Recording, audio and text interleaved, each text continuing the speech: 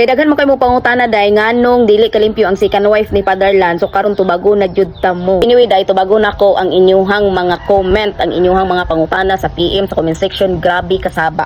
So karon tubago nako inyong mga pangutanan nganong dili kalimpyo ang second wife ni Fatherland diri sa moang balay. Mao po nay pangutana day nga di pud nako na siya matubag og ngano. Kay ngano ako naman guna siyang gisultian day ug ako na pa siyang gihangyo nga kailangan manglimpyo siya diri kay lagi ulaw kayo kung natay bisita or naay tawong kaltuman hiba kay kani mo balay day kay anhianan kay og tawo maparinti ni Fatherland maparinti sa ako ang Mother Earth is mga nidre sa mua. Pero bisan unsaon ako siya istorya ana day bisan unsaon ako siya hangyo is dili jud siya mo nang dili na to pwede pugson ang tawo sa dili niya gusto, no? Dili na to siya pwede, dili pud ko manugo. Mao po ako pud kay dili ko manugo, mo istorya lang ko nga manglimpyo mo, palihog lang ana. Daghan akong istorya nag kuan pero dili man jud siya. So dili na to siya pugson ug dili jud niya gusto. Muna kamo ayon na lang mo sige paghilabot niya pasagdain na siya iya nang kinabuhi. Kung dili siya gusto, di watay mahimo ana. Muna kaming mga anak kami ang tag-iya sa balay. So kami na lang ang manglimpyo. Dili na mi mo asa og laing tawo pa kay amo amang pud siyang obligasyon nga amo siyang limpyuhan. Kay kung gusto siya manglimpyo, maayo unta pero kay di man jud siya manglimpyo, mosugot ra man siya hugaw kayo ang ilang palibot, mosugot ra man siya hugaw kay sila ni Fatherland. So wala na ko mabuhat ana kay ako pud napukoy ako ang kaugalingong pamilya, napukoy ako ang kaugalingong pamilya nga ako ang ati manon.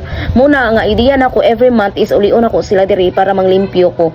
Kay lisod kaayo kung ulion ako sila tinuig diri o pitag pila ka bulan na wa na jud ambot unsay sura sa amo ang balay. Munang daghang nagbash sa ako daghan kay akong gipakaulawan ang akong pamilya, akong ginganong akong gi-vlog dai content creator ko. Naghatag na po ko og chance atong last uli pa jud ko last year is wala jud nako na siya gi-public ang amo ang problema pero kay naulawan naman mi diri sa moa. Why not nga dili na ko ipaandar ang ako ang pagka-content creator, di ba? So mao nang nagkuan ko ako na lang gi-vlog siya para awareness pud sa uban ba nga kailangan manglimpyo pud ta. Kanang kuan bitaw no kanang makakuha pud mo idea ba nga kailangan manglimpyo pud ta kay atuan ang balay, di ta pwede magsalig sa uban, inaana ba? So man ako di ko magsalig sa iya. Mo na pasagdaan ako na siya dai muliyok siya sa dili diri sa mong balay. Mutabang siya sa dili ako palimpyo, wala koy problema ana. Kay ako dili ko manugo. Kung mutabang siya nako na kong kalipay pero di po siya mutabang nako iswa po koy mabuhat. Kung di jud siya manglimpyo sa moang balay, wa koy mabuhat. Siguro di makaingon po siguro siya nga di man pud iyang balay nga iyang pulimpyuhan. So inana wala koy mabuhat kay kung unsay kalipay ni Fatherland kung giganahan siya ana ang iyang asawa karon wala koy mabuhat. So i-respect nako ang tanan. Mo na kung undangon na lang siguro ato ang paghilabot no, undangon na lang atong pangbasa second wife ni Fatherland kay wa jud tay mabuhat day kung kamulang na sa kong sitwasyon day ambot nang og magunsa mo kay ako patasan na lang jud nako may akong pailog mintas makapailog pa ko kay dili ko gusto gubot, di ko gusto ma-stress no. Kung sa ina lang nga pamaagi ma-stress ko, oy di koy madaot akong pagkapiling gwapa day di pwede no, please lang di jud pwede madaot akong piling gwapa ay charot dito day oy giistoryahan naman ko na ako day gihangyo na pud nako day pero dili jud na niya fashion ang manglimpyo.